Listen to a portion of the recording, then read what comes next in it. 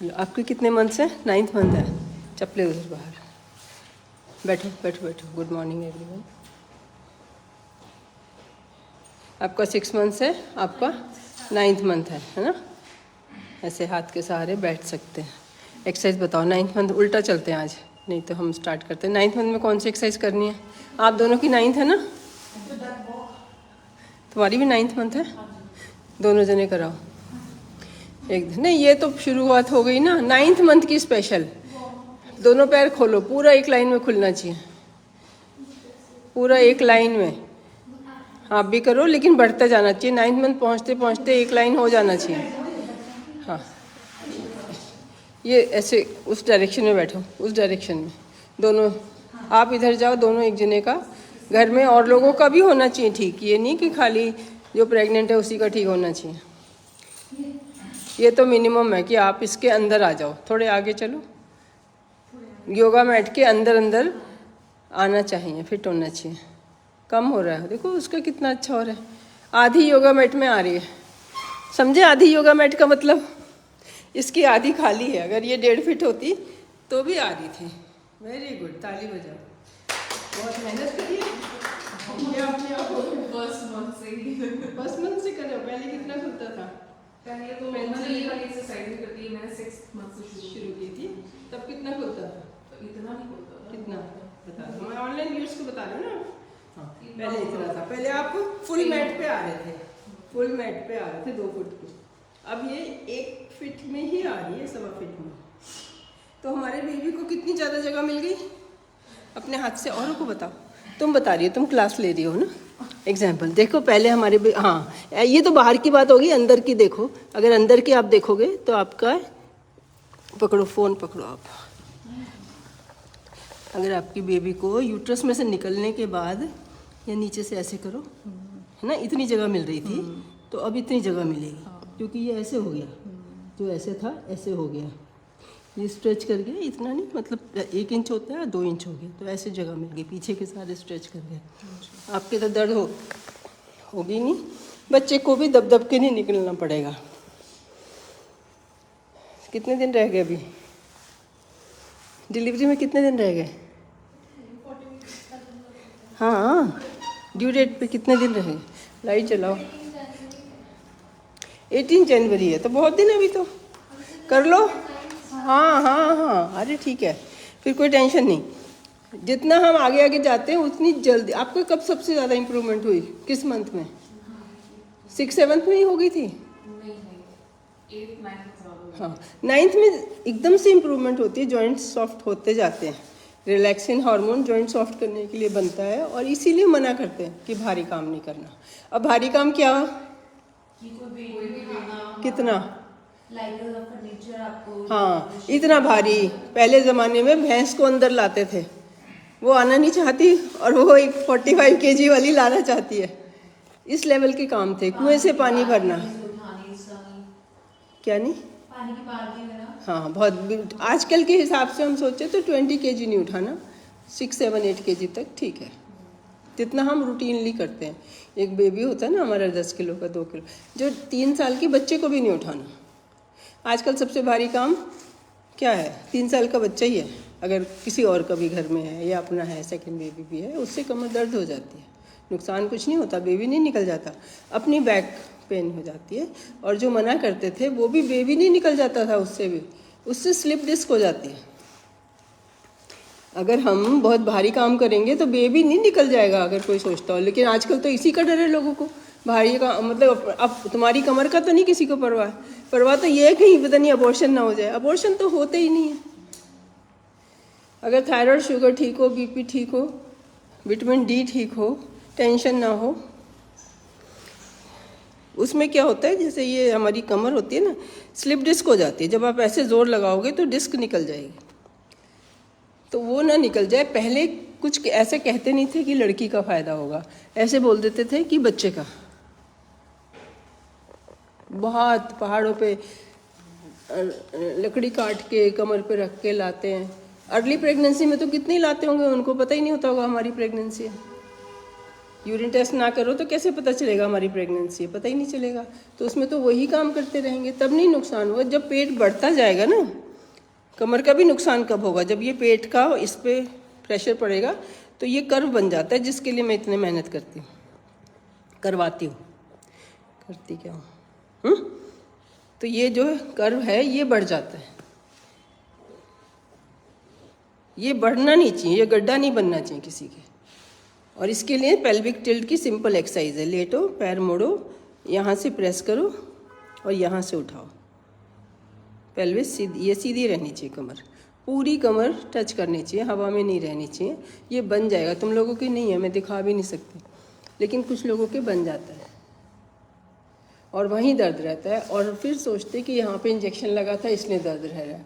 और vitamin D तो deficiency चली रही थी पहले, अभी 2 साल से पहले। हाँ, तो उसमें वो लाइफ टाइम हमारे पेन रहता है। ओहो, यही तो बोल के हटी हूँ। यही तो बोल रही मैं। क्या बोला मैंने अभी? आपने बोला कि वो कर्व में रहता है पेन। हाँ, जो वो कर्व बन तो अगर ना इंजेक्शन लगे तब भी रहेगा। ओके। जो आपकी वीक हो गई, अगर आपकी बॉडी संभाल ही नहीं पा रही आपके बच्चे को, वो ढलक रहा है, तो क्या है? अब जो भी वज़न उठाओगे, आपकी बॉडी ऐसे कर्व में आ गई, अब जो भी वज़न उठाओगे आप, तो प्रेशर यहाँ पड़ेगा, वरना प्रेशर ज़मीन में पड़ना था। आपने कोई चीज़ उठाई खड़े हुए तो सारा आपका वज़न ज़मीन में जाना था। अब क्या है, वो यहाँ से सीधी लाइन में देखो ना, यहीं पे आएगा, वहीं पे कर्व पे प्रेशर ऊपर से। आपने कंधे से कोई चीज़ उठाई तो उसका सारा वज़न यहाँ पे आएगा, तो यहाँ दर्द रहेगा। आपका लगे इंजेक्शन चाहे नॉर्मल डिलीवरी हो। अब जिसने काम नहीं किया उसी का ये कर्व बना, जिसने काम नहीं किया वही पेन उसको ज़्यादा महसूस होगा, उसको वैसे ही पेन ज़्यादा होगा, कोई सा भी पेन ज़्यादा महसूस होगा, क्योंकि उसकी बॉडी के अंदर एंडोर्फिन्स नहीं निकल रहे, पेन रिलीविंग सब्सटेंस। तुम्हारा मुझे एच भी कम लग रहा है, पहले भी बोला मैंने, शायद ठीक आता है। पहले तो मेरा ठीक था। ठीक आता है। हाँ, जो भी लेटेस्ट आपसे चेकअप करवाया उसमें 11.7 था। ठीक है, आज भी करा के जाना, ठीक है। चलो, अच्छा क्वेश्चन तुमने बोला, औरों को भी पता चल गया कि यही बता रही हूँ कि बन जाता है कर्व और सोचते हैं कि इसकी वजह, सिजेरियन की वजह से पेन में बैक एक हो रही है, या एपिड्यूरल लग रहा है, या स्पाइनल लग रहा है। अब बेबी अंदर है, निकलेगा तो है ही, है ना, निकलेगा तो है ही। और इतनी छोटा सा काम है, कोई ऐसा तो नहीं है कि इसके लिए आपको नोबेल प्राइज़ मिल रहा है। इसका मतलब मामूली काम है, सब करते हैं, उसको क्यों इतना बड़ा बनाना, क्यों इतना बड़ा बनाना? शॉर्ट आ जाए 9th मंथ में, कोई बात नहीं, आ जाए 9th मंथ में, हो जाए डिलीवरी, अच्छा इजी डिलीवरी होगी। शॉर्ट का मतलब इजी डिलीवरी होगी। अब इजी जो है वो 6 मंथ में नहीं होनी चाहिए, 7th मंथ में नहीं होनी चाहिए। और ये देखना कोई आसान काम नहीं है। कोई भी नया ना अच्छी जैसे मशीनें आ जाती हैं और हर बात का इशू बन जाता है। मैंने तो आज तक एक बंदे के लगाया है स्टिचेस कि उसके जो है कि जल्दी डिलीवरी ना हो जाए, और वो भी बहुत पहले लगा दिया था, समझो तब मेरा भी एक्सपीरियंस नहीं था इतना। ये एक्सपीरियंस की बातें समझ आता है कि कोई चीज़ हो रही है तो क्यों हो रही है, और उसको पहले से ठीक रखो, हर चीज़ को पहले से ही ठीक रखो, कोई कॉम्प्लिकेशन आए ही ना। आपने कॉम्पिटिटिव एग्ज़ाम में सिलेक्ट होना है तो आप तो 2 साल पहले से ही तैयारी करोगे, तब सब कुछ सही होगा ना। बीच बीच में जहाँ फेल होते गए, जहाँ ग्रेड कम आते गए, जहाँ कुछ रह गया, वहाँ पे शुरू करोगे तो कैसे ठीक रहेगा।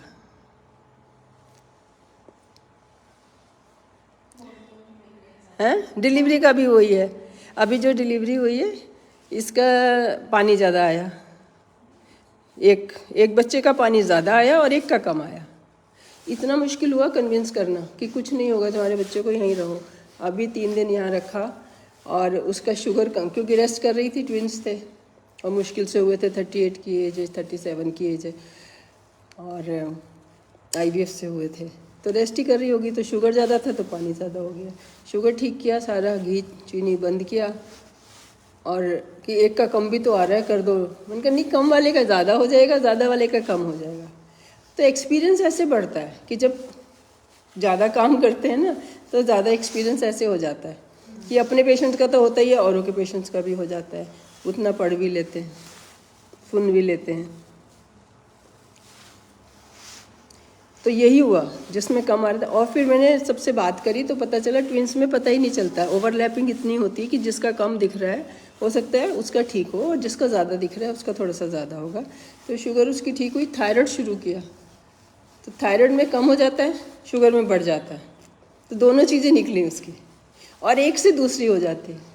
जब थायराइड होता है बॉडी को खाना लगता है, लगाने के लिए काम आता है। जब लगा नहीं तो वो शुगर ही शुगर बन के रहेगा। तो जैसे ही थायराइड शुगर शुरू करोगे थायराइड, ऐसे ही शुगर भी ठीक होता जाएगा, जान भी आएगी। विटामिन डी लगाया, चलना शुरू करोगे, बेल्ट बांध के चलना शुरू करोगे जो सारे दिन लेटे रहे, और ये कर्व बन जाता उसके, ट्विन वाली के भी और भी ज़बरदस्त बन जाता। और सर्वाइकल लेंथ तो पहले देखते ही नहीं थे, देखते ही क्यों हम इतना ज़्यादा।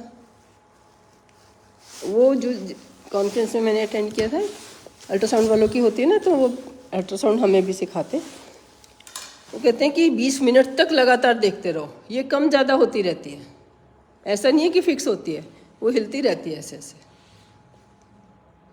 तो उसमें आपको एवरेज लेना होता है, कोई भी टेस्ट आता है तो एवरेज लेना होता है, 2 बार 3 बार करना। अब तुम्हारा 9th मंथ में शॉर्ट सर्विक्स को कुछ भी इम्पोर्टेंस ही नहीं है, अब तो शॉर्ट अच्छी बात है।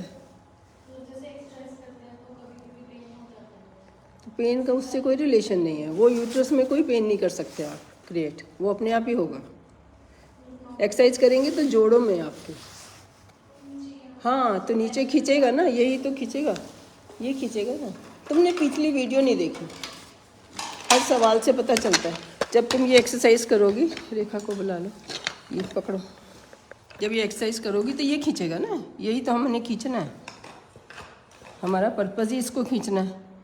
जब हम करते हैं सारे तो ये खींचेगा तो ये टूटेंगे, फाइबर टूटेंगे, दर्द होगी। इसके पीछे ब्लैडर है, वो दबेगा अगर यूरिन पास करोगे आराम। उसके पीछे यहाँ कहीं सेंटर में यूट्रस है, यहाँ तक तो कोई प्रेशर हमारा पहुँचता ही नहीं है। इधर स्टमक है, इधर लिवर है, बाकी ऑर्गन इसके चारों तरफ हैं, वो दबते हैं। सबसे ज़्यादा ब्लैडर दबता है, उसको तो भरने की टाइम ही नहीं, जगह ही नहीं मिलती है, तो बार बार जाना पड़ता है। हाँ तो अब एक्सरसाइज नहीं कर रहे थे तो इतनी जगह मिल रही थी, अब करोगे तो इतनी जगह मिलेगी, इजी डिलीवरी होगी, हाइट से कोई फ़र्क नहीं है। आया कुछ, या अभी तो एक बार कीड़ा पड़ गया दिमाग में, निकालना बहुत मुश्किल है। हाँ अभी 9th में तो शॉर्ट होना अच्छी बात है, 7th 8th में हो, 7th मंथ में फिर थोड़ा सा सोचना पड़ेगा, वो भी 1 सेंटीमीटर से कम हो, लेकिन हम 2 सेंटीमीटर मानते हैं, 1 इंच कहते हैं। 1 इंच है तो ठीक है, वरना टाँके लगा सकते हैं। लेकिन थायराइड शुगर पहले देखो, बॉडी छोड़ क्यों रही है? तो बॉडी छोड़ देती है कि इसका थायराइड शुगर बच्चे को अंदर सप्लाई नहीं मिल रही, मीन्स कि वो प्लेसेंटा से अलग होना शुरू हो जाता है, प्लेसेंटा मदर से अलग होना शुरू हो जाता है जब कुछ कमी होगी तब। तो जो आजकल 9th मंथ और ये इससे गुड सोशो इकोनॉमिक स्टेटस की निशानी, जितने पुअर लोग होते थे पहले 8वें महीने में ही हो जाती थी, क्योंकि ना तो हम बीपी देखते थे, बीपी वालों की जल्दी हो जाएगी, थायराइड वालों की जल्दी हो जाएगी या लेट होगी। अब तो सबकी टाइम से हो रही है। थायराइड जब से शुरू किया, विटामिन डी लगाया, कॉम्प्लिकेशन होनी ही बंद हो गई। मैं तो इतनी खुश हूँ। जो हमारे यहाँ होती थी वो भी नहीं हो रही हैं, जो मेरे हाथ से हो रही थी, जो मुझे दिक्कत हो रही थी। हर सर्दियों में ड्यू डेट निकल जाती थी, मैं कहती थी, और बुक्स में भी लिखा है कि सर्दी में बॉडी कहती है कि अभी अंदर ही रख लो बच्चों को, इतनी इंटेलिजेंट होती है। लेकिन थायराइड जब से इस सर्दियों में पता चलेगा, अब जितना पिछली सर्दियों में ऐसा नहीं हुआ जैसे उससे पहले होता था।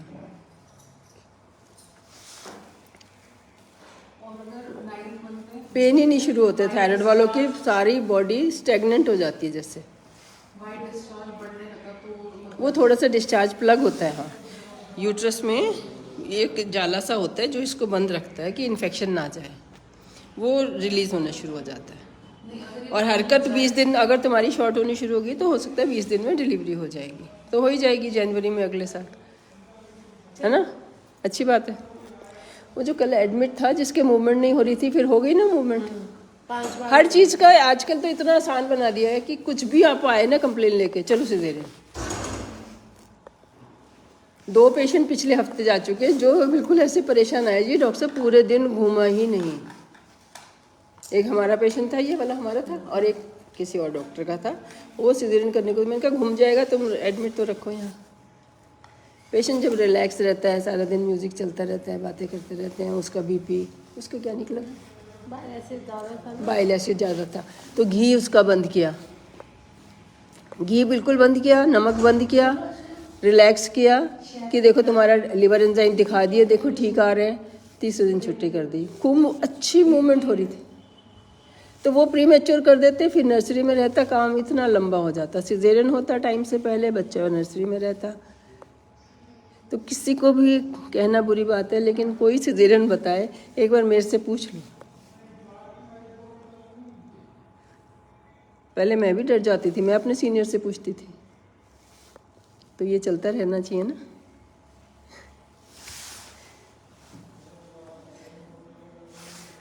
जो मेरे यहाँ सिजेरियन होते थे, समझो वो भी अब होने कम हो गए। लेकिन एक नई चीज़ शुरू हो गई कि प्रीवियस सिजेरियन बहुत आ रहे हैं, जिनका पहले सिजेरियन हुआ। और मैम जो आप वो कहते हो कि हमें पेनलेस डिलीवरी हाँ, चाहिए, वो एपिड्यूरल। हाँ एपिड्यूरल, सॉरी।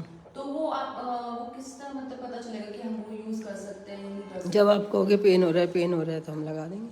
ओके, जब डिलीवरी के टाइम? डिलीवरी से 2-4 घंटे पहले, ओके। 6 घंटे पहले, हो सकता है 12 घंटे लग जाए।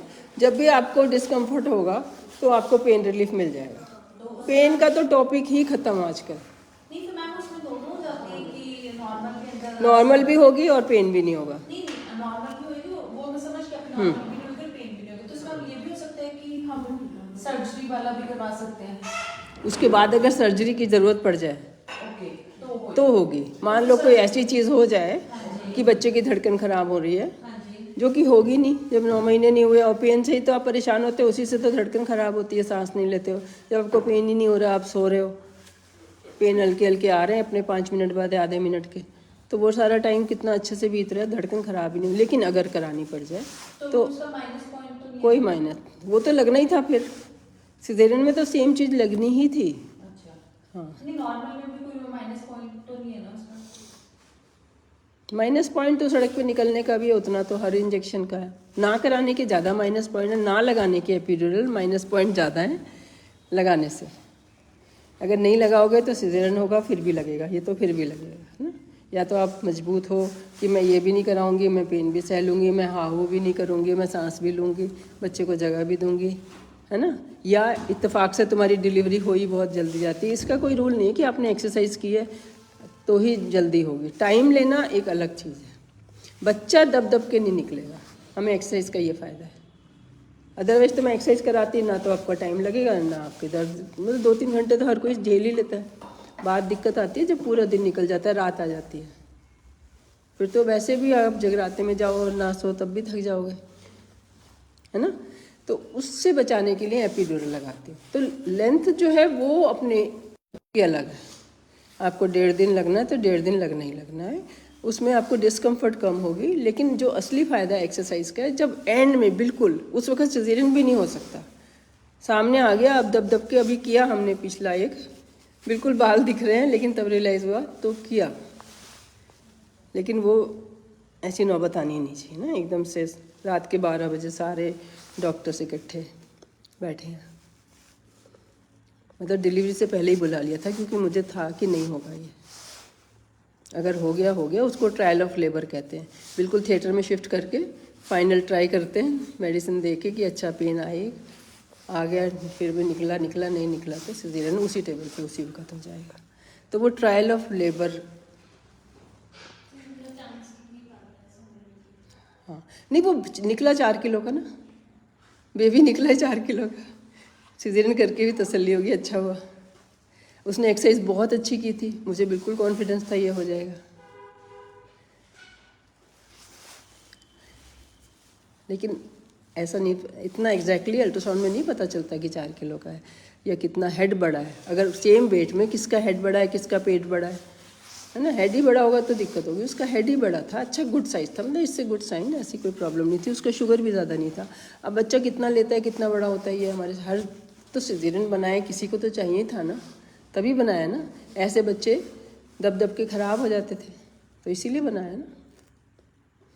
तो 2-4% तो हाँ, 40 वीक से अगर ऊपर हो जाए तो हमें वेट करना है 40 वीक से ऊपर। हाँ, इसका जो ये 4 kg का था 5 डेज ऊपर हो ही गए थे, लेकिन 5 डेज में बच्चा नहीं बड़ा हो जाता।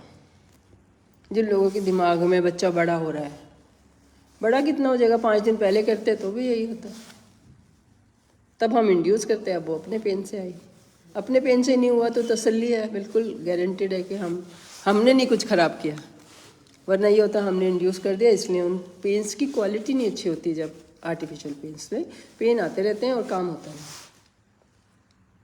एक जो अंदर से आ रहा है, अंदर से जो आता है ऑक्सीटोसिन अंदर से बन रहा है, उसके साथ साथ वो जैसी बेबी आउट होगा ऑक्सीटोसिन ऑलरेडी बना हुआ है, तो ब्लीडिंग बहुत कम होगी। अभी हम जब कराएंगे, हम देंगे तो बाहर से देंगे, हम बेबी आउट होने के बाद देंगे, देने के 1 मिनट बाद 1.5 मिनट बाद उसका असर आता है।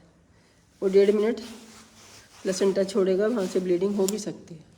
मैं तो बहुत युक्ति लगाती हूँ, आधी डोज पहले ही दे देते हैं, हेड दिखते ही, बाल दिखते ही देते हैं, धीरे धीरे एक स्टाफ धीरे धीरे देती जाती है। और वो वाले महंगे इंजेक्शन्स होते हैं जो इमीडिएटली, थोड़ी पहले भी दे दो तो नुकसान नहीं है। ऐसा होता है ना कि पहले ब्लड सप्लाई कम होगी, बच्चा अंदर है, ब्लड सप्लाई जो प्लेसेंटा जहाँ पे अटैच है ना, माँ से बच्चे में जा रहा है, इसको जैसे ही यूट्रस बेबी खाली होगा, ये छोटा होगा, बड़ा सुंदर सिस्टम है। ये छोटा होगा तो क्या होगा, जो चीज़ चिपकी हुई है वो अपने आप अलग हो जाएगी। जब ये सारा ही छोटा होगा, है ना, समझ रहे हो, शेयरिंग फोर्स कहते हैं इसे, शेयरिंग फोर्स होती है। मतलब वो छोटा हो गया, जहाँ से जुड़ा हुआ था तो वो अपने आप ही अलग हो गया। ये अलग हो गया तो ब्लड वेसल्स जो है पहले बंद हो जानी चाहिए। अब अंदर से बना हुआ ऑक्सीटोसिन है नहीं, हम बाहर से दे रहे हैं। अब बेबी आउट होने से पहले देंगे तो वो पहले ही ब्लड सप्लाई बंद हो जाएंगी। इसका काम होता है एकदम ब्लड सप्लाई को बंद कर देना। बेबी निकलते ही देंगे तो उसका असर आने में 1 मिनट लग जाता है। तो कंपैरेटिवली बहुत प्लान करके करते हैं कि थोड़ा आधा पहले दे दिया, आधा फिर दे दिया। और पेन तो एनीवे आ ही रहे हैं, बिल्कुल बिना पेन के। जो ये इलेक्टिव सिजेरियन हो रहे हैं, आज आए आपने कहा मूवमेंट नहीं हो रही, चलो सिजेरियन, ये इसमें तो ज़्यादा ब्लीडिंग होती है। पेन अंदर से आ रहे हैं, मीन्स जब हम इंड्यूस कर रहे हैं, जैसे आज ट्विन का मैंने करना था, 2 बजे से इंड्यूस करना शुरू कर दिया था कि पेन अंदर से भी आए। जब हम सहारा देंगे पेन्स आएंगे, हर पेन के साथ बॉडी में फिर ऑक्सीटोसिन, जब पेन के वो जाते हैं ना सिग्नल ब्रेन को, तो वो ऑक्सीटोसिन रिलीज करता है।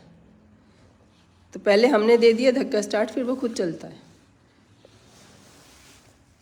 और ट्विंस वाले की मैंने अभी वीडियो बनाई है, ट्विंस वालों की ज़्यादा ब्लीडिंग होती है, क्योंकि वो इंजेक्शन एकदम से लगा नहीं सकते। अभी एक बेबी अंदर है ना, तो जब दूसरा निकल जाएगा तब मिथर्जिन एक इंजेक्शन होता है, जिससे एकदम से ब्लड वेसल बंद होती है। तो बहुत प्लान करके स्लो लगाते हैं कि चलो फिर ब्लड अरेंज करके रखते हैं, ज़्यादा ब्लड अरेंज करके रखते हैं। बच्चा दोनों निकलने के बाद भी एकदम से हाई डोज दे सकते हैं। निकालते टाइम लग जाता है, बच्चा घूम जाता है कई बार। तो ऐसे नहीं मान सकते कि चलो अब तो 1 सेकेंड में निकल आएगा। 1 मिनट लग गया पहले डिलीवरी या दूसरी डिलीवरी में, तो जो इंजेक्शन 1 मिनट में असर आता है वो नहीं लगा सकते थे ना 1 मिनट पहले। मज़ा आ गया तुम्हें बताने में। हमारे डॉक्टर्स भी बहुत सुन रहे होते हैं, तो कुछ चीज़ें गलती करके हम सीखते हैं। अभी कन्विंस करना मुझे कितना मुश्किल होता है सब जनों को, ये सब अरेंज करना कि जैसे ही एक के बाल दिखेंगे ये इंजेक्शन लगाना है, वो निकल आएगा दूसरा लगाना है, वो भी निकल आएगा तीसरा लगाना है। वो सिस्टर को ट्रेन होने में बड़ा है, उसको कोई और आवाज़ दे देता है, वो उधर देखने लगती है। उसको एकदम तुमने एक ही काम करना है, कन्विंस करना, सिखाना।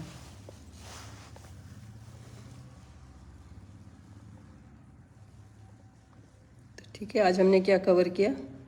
9th मंथ की एक्सरसाइज कर बता दो। आज 9th मंथ की बातें बताई सारी। पेन हमें पता चल जाते हैं, कई लोग लगता है कि हमें कैसे पता लगेगा, वो रुक के होते हैं। बताओ सारी एक्सरसाइज।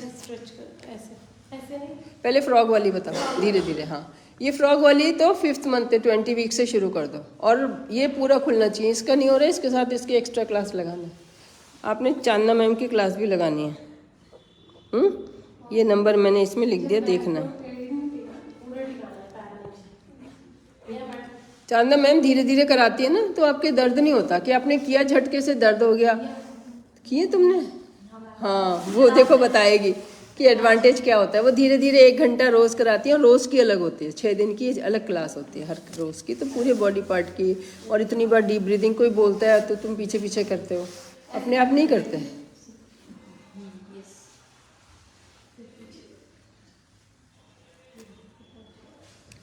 सामने बैठ के, हाँ पीछे इधर बैठो आके, इधर सामने कराओ इसको, पीछे बैठो सामने बैठो। ऑफिस तो नहीं जाते ना, घर पे हो, कराओ फटाफट भाग के आओ। बैठती नहीं हो, सामने बैठो, पीछे सामने बैठ के इसको पुश कराओ। ऐसे घर में किसी को बोलो मेरे करा दे पूरा, नहीं हाथ जोड़ने की जरूरत नहीं है। एक तो नेट पे नहीं देखना कुछ भी। हाँ खुद पुश करो।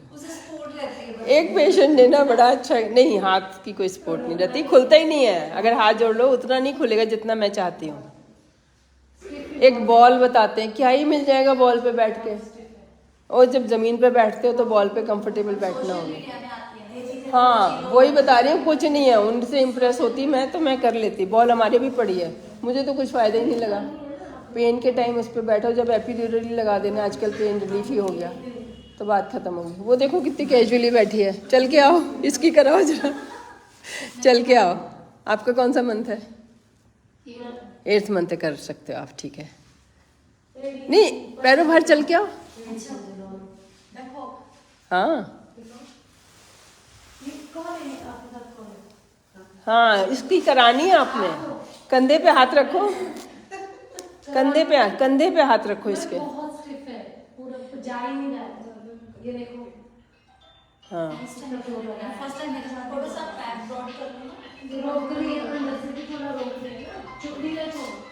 बीन बैग पे बैठ के कर लो।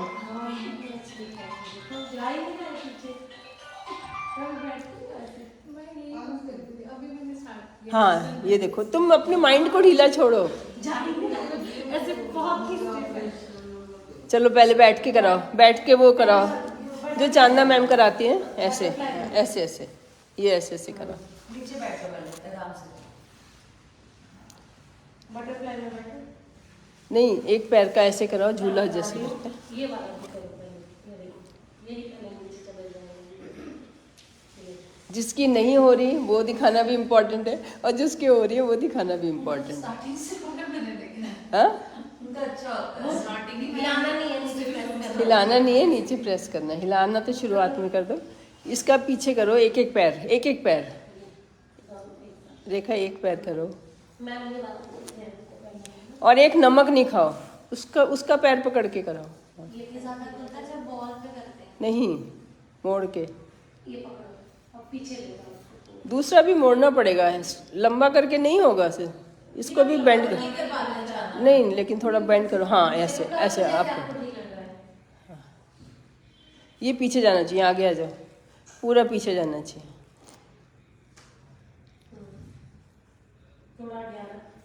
और घूमना नहीं है तुमने उसको देखना नहीं है, सामने देखना है। मेरी तरफ देखो, तुम्हें बहुत लोग देख रहे हैं कि आपकी क्लास लग रही है। हाँ चलो अब दूसरा पैर करो।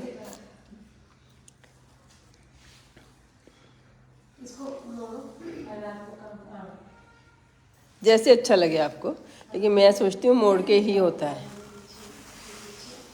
ठीक है। खड़े होके कराओ, अच्छा खड़े होके करो, उसमें भी हो जाती है। दीवार वाली, एक दीवार पे लेट के सेम चीज, पूरा खुलना चाहिए। अब खड़े होके हम खत्म करें क्लास। खड़े होके सब जने करो।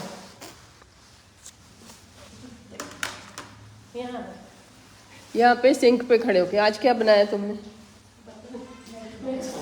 आज हम लोग बच्चों के साथ बिजी थे। आज आंवला जूस है। इतना नहीं, वीडियो भी नहीं देखते हैं, ये नेट पे और कुछ देखती रहती है ना। मैडम की छोड़ के बाकी सब देखते रहते हैं।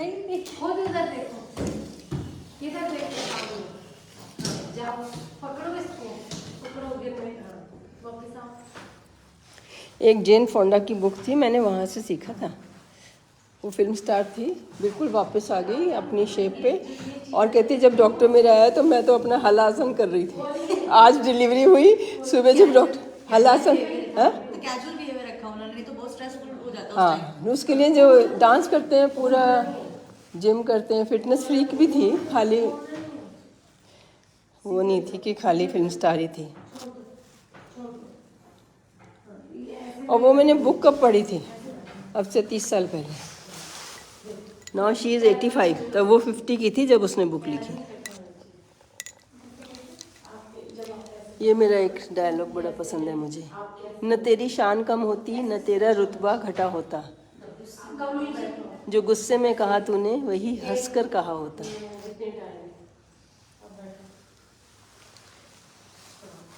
ये जान के इकट्ठा कर रहे थे, है ना? इसको कर ही नहीं पा रहे।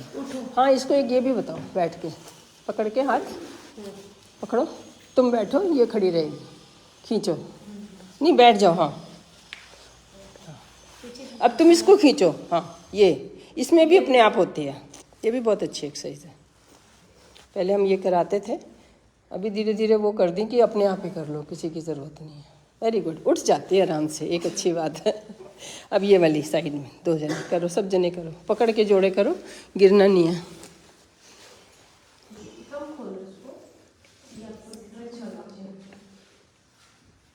स्टाइल नहीं आ रहा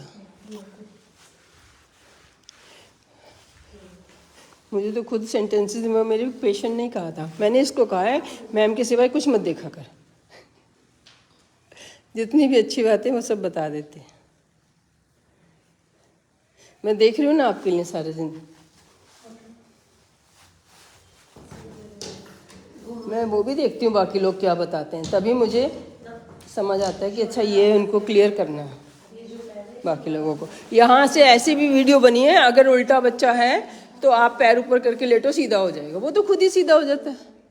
37 पे किसी ने डरना नहीं है कि मेरा उल्टा है, 39 वीक तक जाने देना है, वो खुद ही घूम घूम के। किसी दिन तो जब पहले बच्चे सारे पैर नीचे होते हैं, 37 पे कोई आपको कहता है उल्टा बच्चा पैर नीचे है, तो वेट करो, अभी घूमते घूमते सिर नीचे आ जाएगा, बस फिर वो घूम नहीं पाता है। 39 तो करो, 39 के बाद ये मानते हैं कि फिर तुम एकदम से आधी रात आओगे। उल्टे बेबी में करना तो सिजेरियन ही चाहिए, क्योंकि बॉडी के छोटे पार्ट पहले निकल जाते हैं, हेड अटक जाता है।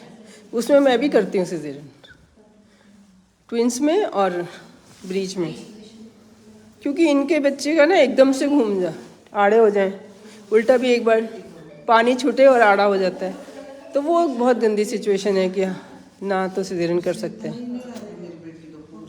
फिर सिजेरियन हुआ ना, हाँ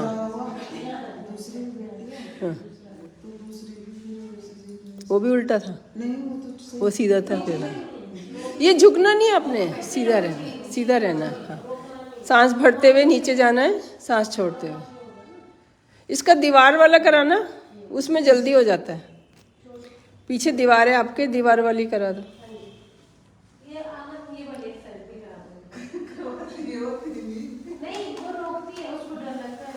ये सारी एक्सरसाइज हम 3 मंथ्स के बाद शुरू कर सकते हैं, लेकिन अपने आप कम होगा ही कम, धीरे धीरे इम्प्रूवमेंट होगी।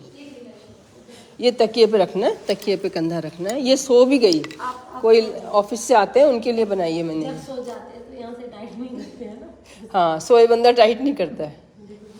रोकती बहुत है। ये इधर करो थोड़ा सा, जगह नहीं। दर्द होता होगा। हाँ, अच्छा दर्द हो जाए तो नेक जेल लगाना, वो पकड़ाना मुझे।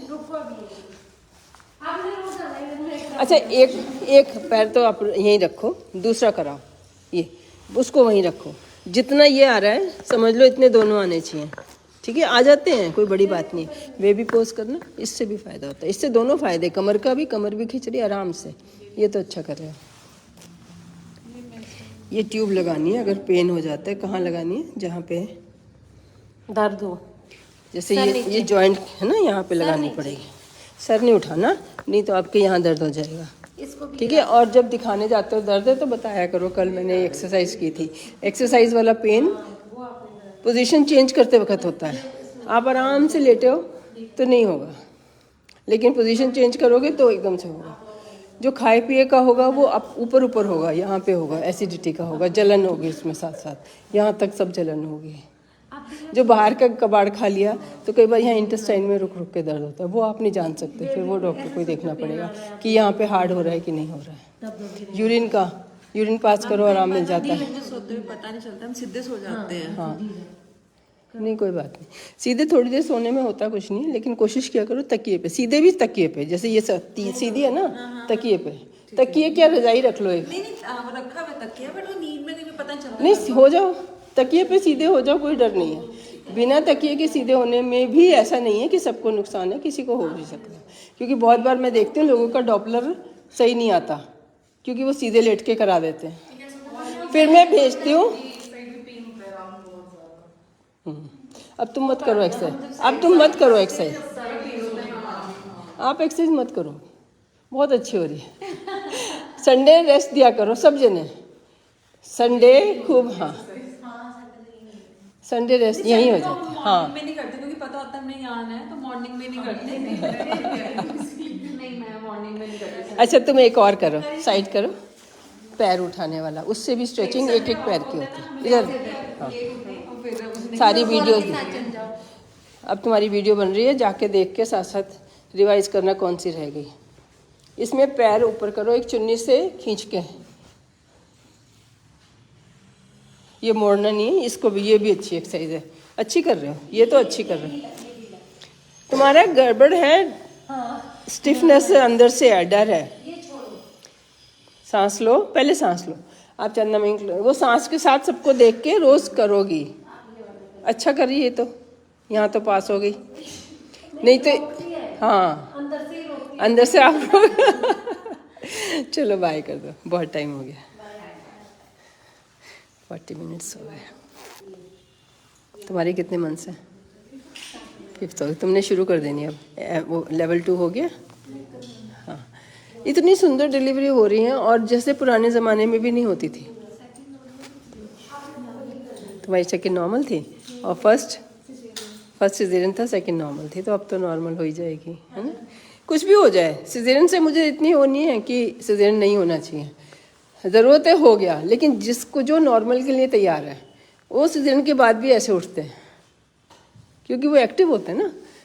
एक दिन में जो पहले ही नहीं उठ पा रहा, सूजा पड़ा सारा शरीर, सूजन नहीं होनी चाहिए, वेट 9 kg से ज़्यादा नहीं बढ़ना चाहिए।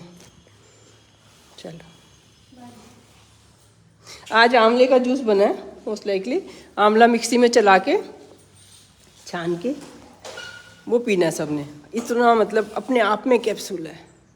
इससे बढ़िया विटामिन का कैप्सूल दांतों के लिए, स्किन के लिए, आइज़ के लिए, बालों के लिए।